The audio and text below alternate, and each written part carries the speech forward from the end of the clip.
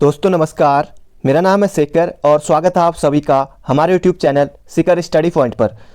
दोस्तों विज्ञप्ति आने तक हर रोज़ उत्तराखंड पुलिस कांस्टेबल के लिए हर रोज़ मैं आपको 10 क्वेश्चन देता हूं और आज ये हमारा अगला पार्ट है।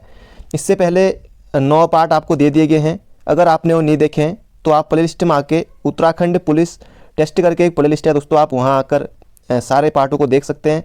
इसके अलावा दोस्तों अगर आप चैनल पर नए हैं, अगर आपने अभी तक उत्तराखंड पुलिस के कांस्टेबल और एसआई के पुराने पेपर नहीं देखे दोस्तों, जो पहले तक अभी तक हुए हैं, 2014 में हुआ था, 16 में हुआ था, जो 15 उस टाइम हुआ था, और 2012 में हुआ था, 2010 में हुआ था, तो और भी जो एग्ज़ाम हुए थे पुलिस के, तो वो आप प्ले लिस्ट में आकर देख सकते हैं दोस्तों। उत्तराखंड पुलिस कांस्टेबल और एसआई की सारे पेपर करके एक प्ले लिस्ट है, आपको मिल जाएगी। फिजिकल के बारे में भी अगर आपको डिटेल में नहीं पता है तो आप जॉब प्रोफाइल करके प्ले लिस्ट में जा सकते हैं, वहाँ आपको दोस्तों फिजिकल की डिटेल में वीडियो मिल जाएगी। तो ये सीरीज़ हमारी जारी रहेगी दोस्तों जब तक विज्ञप्ति नहीं आ जाती। उसके बाद मैं आपको डिटेल में उत्तराखंड और हिंदी, क्योंकि हिंदी आपके लिए हिंदी अगर 30 क्वेश्चन अगर पुलिस के पैटर्न के अनुसार चलती है तो हिंदी 30 नंबर, बाकी जो 70 में से जीके जीएस है, बाकी उत्तराखंड मैं आपको दूंगा। बाकी जीके के लिए दोस्तों आपको वन लाइनर जीके पहले 10-10 क्वेश्चन अभी हमारे इस तरह से चल रहे हैं, उसके बाद डिटेल में आपको उत्तराखंड और हिंदी, फिर उसके बाद दोस्तों जो आखिरी समय बचेगा उस समय वन लाइनर टाइप में आपको उत्तराखंड और जीके, बाकी हिंदी के लिए पीएम मैं आपको देते रहूँगा। तो ये लास्ट में करेंगे दोस्तों, उसमें लगभग 50 क्वेश्चन हर रोज़ आखिरी समय में। बाकी अभी इस तरह से आप चलते रहिए। तो चलिए शुरू करते हैं दोस्तों। आज है हमारी हिंदी और पहले मैं अभी तक उत्तराखंड और एक पार्ट जीके का भी दे चुका हूँ, तो आज हमारी हिंदी है। तो पहला क्वेश्चन है, निम्न वाक्यांश के लिए एक शब्द का चयन कीजिए। निम्न वाक्यांश के लिए एक शब्द का चयन कीजिए। तो इस तरह के क्वेश्चन दोस्तों एग्जाम में पूछे जाते हैं।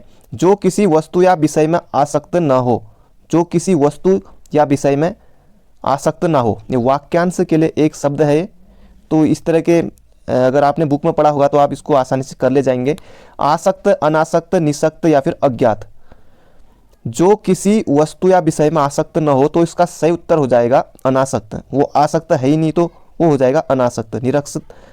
निसक्त नहीं होगा, ऑप्शन बी इसका बिल्कुल सही होगा। इस तरह के क्वेश्चन दोस्तों एग्जाम में पूछे जाते हैं। जैसे एग्जाम में बहुत पूछा जाता है कि जो सब जानता है, तो उसे कहेंगे दोस्तों क्या? सर्वज्ञ। एग्जाम में पूछे जाते हैं इस तरह के क्वेश्चन, जो सब जानता है वो सर्वज्ञ। और ये भी एक इम्पोर्टेंट है, याद आ गया मेरे को, ऐसा रोग जिसका उपचार संभव ना हो, ऐसा रोग जिसका उपचार संभव ना हो तो उसे कहते हैं असाध्य। ये भी एग्जाम में पूछा गया था। और इसके अलावा दोस्तों एक और याद आ गया मेरे को, वो है जिसका कोई शत्रु पैदा ही ना हुआ हो, जिसका कोई शत्रु पैदा ही ना हो उसे कहते हैं अजात शत्रु।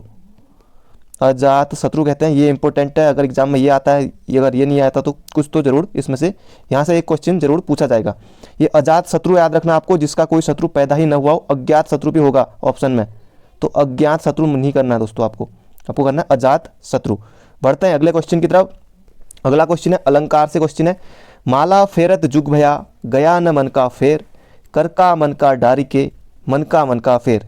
में कौन सा अलंकार है ये आपको बताने हैं। माला फेरत जुग भया, फिरा न मन का गया न मन का फेर, कर का मन का डारी के, मन का फेर। दोस्तों अलंकार से एक क्वेश्चन जरूर एग्जाम में पूछा जाता है, तो इसमें सही उत्तर दोस्तों इसमें हो जाएगा यमक अलंकार। यमक अलंकार मन का, इसमें 2 बार है तो मन का, तो वहाँ पर होता है हमारा यमक अलंकार। दोस्तों जैसे कनक कनकते सौगुनी मादकता अधिकाई, तो उसमें भी यमक अलंकार है। बहुत से लोगों ने रटा भी होगा उसको, कनक कनकते सौगुनी। कई लोगों ने इस तरह से मन का या कनक कनक से इसको जोड़ के, अगर नहीं भी आता है तो इसमें यमक अलंकार जरूर सही किया होगा। तो इसमें हो जाएगा दोस्तों यमक अलंकार। बाकी दोस्तों अलंकार की, जैसे अलंकार से 1 या 2 क्वेश्चन पक्के हैं। अगर 30 नंबर की हिंदी आती तो 1 क्वेश्चन पक्का है। बाकी मैं आपके लिए 40 या 50 अलंकार डिटेल में, पूरी डिटेल में आपको, अगर नहीं भी आते तो आप कुछ अलंकार को जरूर उसको रट लेंगे। तो बढ़ते हैं अगले क्वेश्चन की तरफ। अगला क्वेश्चन है, क्वेश्चन नंबर 93 है। उच्चारण का सही संधि विच्छेद होगा। उच्चाधन रण, उच्च धन आरण, उच्च धन चारण, या फिर इनमें से कोई नहीं।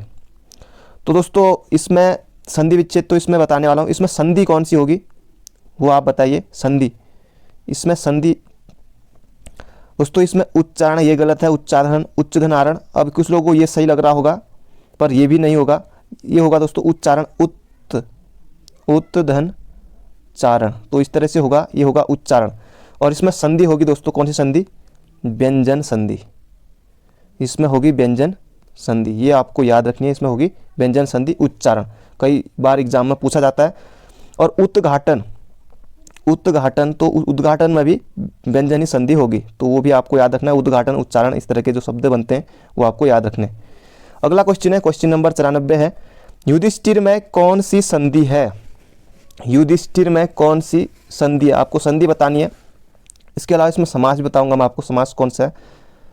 तो युधिष्ठिर में संधि आपको बतानी है दोस्तों, कौन सी संधि है? गुण संधि, व्यंजन संधि, विसर्ग संधि या फिर यण संधि। तो युधिष्ठिर में हो जाएगी दोस्तों हमारी कौन सी संधि? तो ये हो जाएगी दोस्तों व्यंजन संधि। व्यंजन संधि, अगर इसका संधि विच्छेद करेंगे तो ये हो जाएगा युधिधन स्थिर, युधिधन स्थिर, इस तरह से होगा, इसमें होगी हमारी व्यंजन संधि। संधि दोस्तों, संधि होती है 3 प्रकार की, अगर बात करें संधि, स्वर संधि, व्यंजन संधि और विसर्ग संधि। फिर स्वर संधि के ही 5 भेद होते हैं। तो स्वर संधि के ही 5 भेद होते हैं, उसमें गुण संधि, यण संधि, दीर्घ संधि, वृद्धि संधि और अयादि संधि। वो सब दोस्तों जब डिटेल में वीडियो लाऊंगा तो आप ट्रिक से बिल्कुल पहचान पाएंगे, अगर कोई भी संधि आती एग्जाम में तो आपका गलत नहीं होगा। और युधिष्ठिर में होगी हमारी व्यंजन संधि। अब इसमें समास दोस्तों, कई लोग बहुव्रीहि करेंगे, कहीं कहीं बहुव्रीहि भी मिलता है एग्जाम में, पर बहुव्रीहि नहीं, अगर एग्जाम आपका तत्पुरुष होगा तो आप तत्पुरुष में टिक करिएगा। इसमें अलूक तत्पुरुष होता है, अलूक तत्पुरुष, तत्पुरुष के अंदर अलूक तत्पुरुष इसमें होता है युधिष्ठिर में। तो कई लोग इसमें कमेंट भी करके बताएंगे कि अलूक तत्पुरुष, फिर कई लोग कहेंगे कि इसमें बहुव्रीहि समास है। तो इसमें दोस्तों ज़्यादातर जो एग्जाम में सही दिया जाता है वो है अलूक तत्पुरुष। बढ़ते हैं अगले क्वेश्चन की तरफ। अगला क्वेश्चन है, निम्नलिखित में से कौन सा एक आकाश का पर्यायवाची शब्द नहीं है? दोस्तों यहाँ से एक क्वेश्चन आपका आना ही आना है पक्का, कुछ भी पर्यायवाची पूछा जा सकता है। तो आकाश का पर्यायवाची शब्द नहीं है पुष्कर, शून्य, नभ या फिर तम। तो कई लोगों को पुष्कर भी नहीं लग रहा होगा कि आकाश का पर्यायवाची नहीं है, क्योंकि पुष्कर तालाब और पड़ा होगा। बाकी शून्य, शून्य और नभ ये दोनों इसके हैं। पुष्कर भी आकाश का ही पर्यायवाची है दोस्तों। जो ये तम है, तम माना होता है अंधकार, अंधकार या फिर तिमिर, तम, तिमिर, अंधकार। तो ये है। आसमान भी इसका पर्यायवाची है आकाश का, आकाश को आसमान भी कहते हैं, आपको पता है बचपन से ही। और गगन, ये भी पढ़ा होगा बचपन में, गगन, नभ, अंबर, बहुत सारे इसके पर्यायवाची होते हैं। बाकी तम, तिमिर ये सब अंधकार के पर्यायवाची होते हैं। बढ़ते हैं अगले क्वेश्चन की तरफ। अगला क्वेश्चन है, विलोम शब्द से भी दोस्तों क्वेश्चन जरूर आएगा। उत्थान का विलोम शब्द क्या है? प्रस्थान, पठन, पतन, अनुत्थान। तो अनुत्थान बिल्कुल नहीं होगा, पठन भी नहीं होगा, प्रस्थान भी नहीं होगा, उत्थान का होगा पतन। तो पतन हमारा ऑप्शन नंबर बी में है, तो ऑप्शन बी हमारा बिल्कुल सही हो जाएगा। कुछ इंपॉर्टेंट और विलोम दोस्तों, जैसे मुख्य का पूछा जाता है तो मुख्य का होगा गौड़, तो मुख्य का होगा गौड़।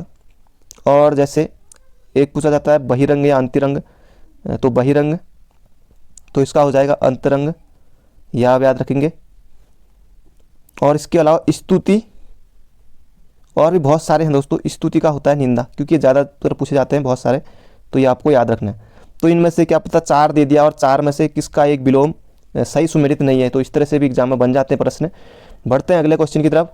अगला क्वेश्चन है, चक्रपाणी में समास है? बाकी दोस्तों जो यूपीएसएससी का सिलेबस है उसमें समास तो नहीं दिया है, लेकिन फिर भी एग्जाम में क्वेश्चन पूछे जाते हैं। पर पुलिस चाहे कांस्टेबल का एग्जाम हो या एसआई का हो, तो समास से क्वेश्चन एग्जाम में पूछा ही जाता है। तो चक्रपाणी, चक्र है पाणी जिसके हाथ में, तो हो जाएगा दोस्तों बहुवीर्य। बहुवीर्य ऑप्शन नंबर डी में है, बहुवीर्य। बाकी तत्पुरुष, राजकुमार, राजा का कुमार। अव्ययी समास में दोस्तों पहले अव्यय होता है, बाकी डिटेल में पढ़ेंगे हम। कर्मधारय में है जो, के समान, जैसे काली है जो, मिर्च। बाकी डिटेल में बाद में बताऊंगा, क्योंकि फिर वीडियो बहुत लंबी हो जाती है। पढ़ते हैं अगले क्वेश्चन की तरफ। अगला क्वेश्चन है, संदेहवाचक वाक्य का दूसरा नाम है? संदेहवाचक वाक्य का दूसरा नाम है, ये आपको बताना है। संकेतवाचक, विधिवाचक, संदेहार्थक या फिर इनमें से कोई नहीं। तो संदेहवाचक वाक्य का दूसरा नाम संकेत नहीं होगा, विधिवाचक भी नहीं होगा, तो ये हो जाएगा संदेहार्थक वाक्य। इंपॉर्टेंट क्वेश्चन है, एग्जाम में पूछा गया था। बढ़ते हैं अगले क्वेश्चन की तरफ। अगला क्वेश्चन है, हिंदी दिवस कब मनाया जाता है? जी हाँ दोस्तों, कुछ क्वेश्चन बिल्कुल इस तरह से भी एग्जाम में जरूर पूछे जाते हैं। बड़े बड़े एग्जाम में भी, चाहे एसआई का एग्जाम हो या दूसरा एग्जाम हो, तो वहाँ भी बिल्कुल इस तरह के क्वेश्चन भी पूछे जाते हैं। तो विश्व हिंदी दिवस वो मनाया जाता है 10 जनवरी को। और हिंदी दिवस पूछा जाता है, राष्ट्रीय हिंदी दिवस, तो 14 सितंबर को, 14 सितंबर 1949 को इसकी घोषणा हुई थी। और विश्व हिंदी दिवस इसलिए मनाया जाता है क्योंकि दोस्तों 10 जनवरी 1975 को ही नागपुर में, नागपुर जो महाराष्ट्र में हमारे भारत में, तो वहाँ विश्व हिंदी सम्मेलन हुआ था, प्रथम विश्व हिंदी सम्मेलन। तो कब हुआ था? तो 1975 में। ये एग्जाम में पूछा गया था। और ये भी पूछा गया था कि दूसरा विश्व हिंदी सम्मेलन कब से कब तक हुआ था। ये बीपीडीओ का जो एग्जाम हुआ था 2018 में, तो उसमें पूछा गया था। तो आप याद रख सकते हैं अगर रिपीट होता है तो एग्जाम में, तो 28 से 30 अगस्त के बीच में 1976 में हुआ था मॉरिशस में, पोर्ट लुइस। ये आपको याद रखना है। बढ़ते हैं अगले क्वेश्चन की तरफ। अगला क्वेश्चन मुहावरे से है दोस्तों। यहाँ से क्वेश्चन जरूर आता है मुहावरे लोकोक्तियों से, क्योंकि ये आप दोस्तों कितना भी अगर आप पढ़ लीजिए, बहुत कम चांस है कि ये आयोग बदल के दे देता है। वहाँ पर ये आपकी समझ होनी चाहिए, आप तभी इसको कर ले जाएंगे। बाकी आपने नहीं भी पढ़ा है तब भी आप इनको सही कर सकते हैं, क्योंकि आयोग आपके सामने बदल के देगा। उसी अगर पुराना भी पढ़ा होगा तो आपने, बाकी रट के आप इसको सही नहीं कर सकते वहाँ। तो जहाँ ना पहुँचे रवि वहाँ पहुँचे कवि, मुहावरे का अर्थ है। तो जहाँ ना पहुँचे रवि वहाँ पहुँचे कवि। कवि कल्पनाशील होता है, कवि के लिए कुछ भी अगम्य नहीं है, कवि का निरंकुश होना या इनमें से कोई नहीं। तो कई लोगों ने ऑप्शन ए लगा दिया होगा, वो बिल्कुल गलत है। कई लोगों ने सी भी किया होगा, वो भी बिल्कुल गलत है। तो इसका सही उत्तर होगा कवि के लिए कुछ भी अगम्य नहीं है। जहाँ ना पहुँचे रवि वहाँ पहुँचे कवि। रवि यानी सूर्य और कवि, कवि है। तो जहाँ ना पहुँचे रवि वहाँ पहुँचे कवि। तो दोस्तों इसलिए कि कवि के लिए कुछ भी अगम्य नहीं है, कवि कहीं भी सोच सकता है, विचरण कर सकता है। तो कवि के अंदर भी ये क्षमता होती है, इस तरह की बात इसमें इस मुहावरे में है। तो ये थे आज के क्वेश्चन। मिलते हैं अगले वीडियो में। कल को वीडियो फिर आएगी। अगर आप चैनल पर नए हैं तो आप चैनल को सब्सक्राइब कर सकते हैं, दोस्तों के साथ शेयर कर सकते हैं और वीडियो को आप लाइक भी कर सकते हैं। तो thank you friend, thank you so much. मिलते हैं अगले वीडियो में।